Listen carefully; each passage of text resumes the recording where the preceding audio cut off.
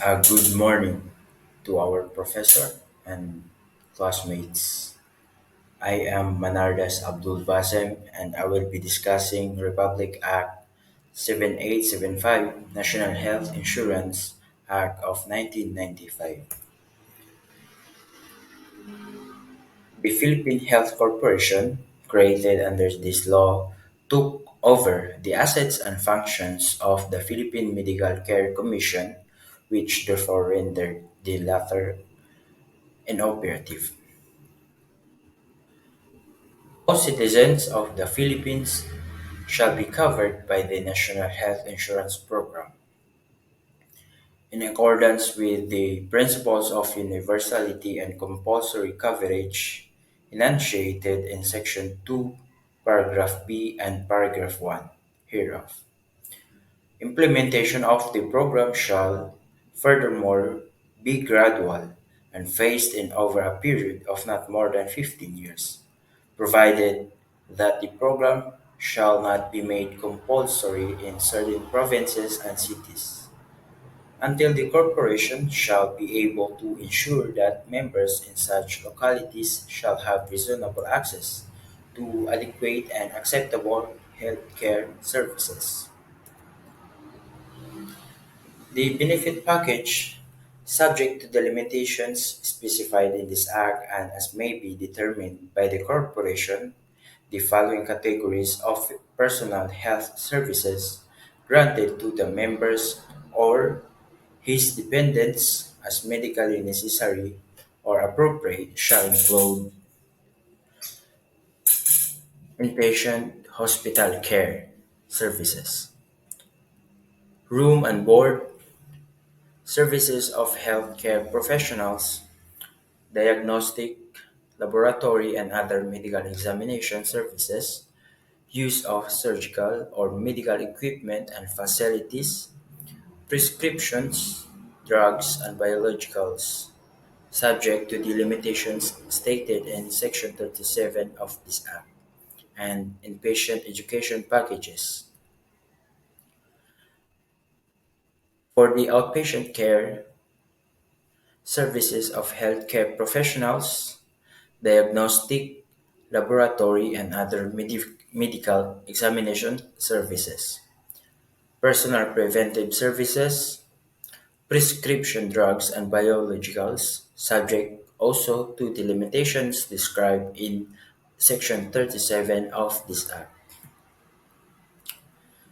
emergency and transfer services, and such other healthcare services that the corporation shall determine to be appropriate and cost effective, provided that the program during its initial phase of implementation, which shall not be more than 5 years, shall provide a basic minimum package of benefits which shall be defined according to the following guidelines.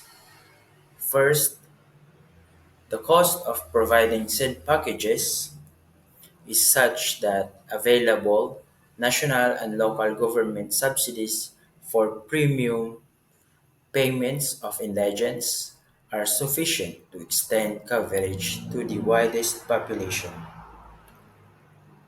Second, the initial set of services shall not be less than half of those provided under the current Medicare program. 1. In terms of overall average cost of claims paid per beneficiary household per year. Third, the services included are prioritized. First, according to its cost effectiveness, and second, according to its potential of providing maximum relief from the financial burden of the beneficiary, provided that in addition to the basic minimum package, the program shall provide supplemental health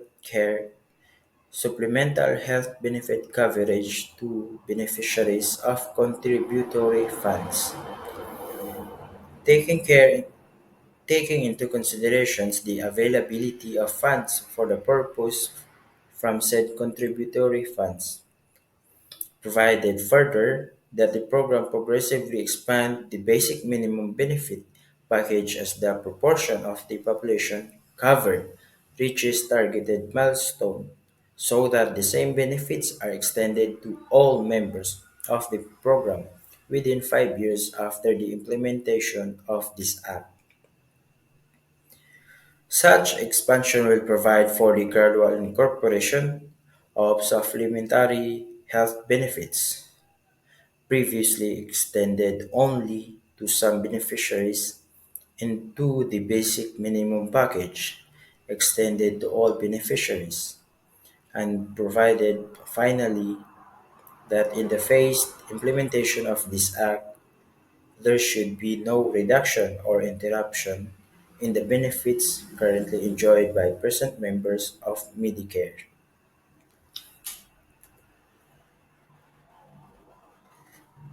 The excluded personal health services granted under this act shall not cover for the services enumerated hereunder except when the corporation, after actual studies, recommend their inclusion subject to the approval of the board.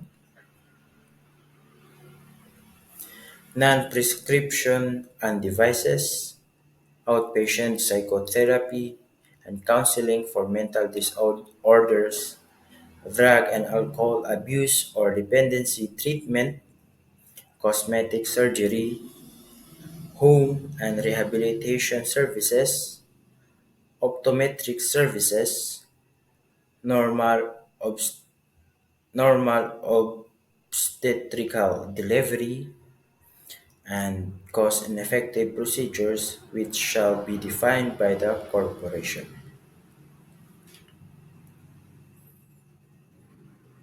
A member whose premium contributions for at least 3 months have been paid within 6 months prior to the first day of his or her availment shall be entitled to the benefits of the program, provided that such member can show that he contributes thereto with sufficient regularity, as evidenced in his health insurance ID card, and provided further that he is not currently subject to legal penalties as provided for in Section 44 of this Act. The following need not pay the monthly contributions to be entitled to the program's benefits. Retirees and pensioners of the SSS and GSIS prior to the effectivity of this Act. Members who reach the age of retirement as provided for by law and have paid at least 120 contributions and enrolled indigents. The portability benefits the corporation shall develop and enforce mechanism and procedures to assure that benefits are portable across the offices. The quasi-judicial powers.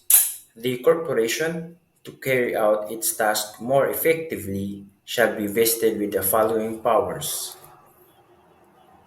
First is to conduct investigations for the determination of a question, controversy, complaint, or unresolved grievance brought to its attention, and render decisions, orders, or resolutions thereof.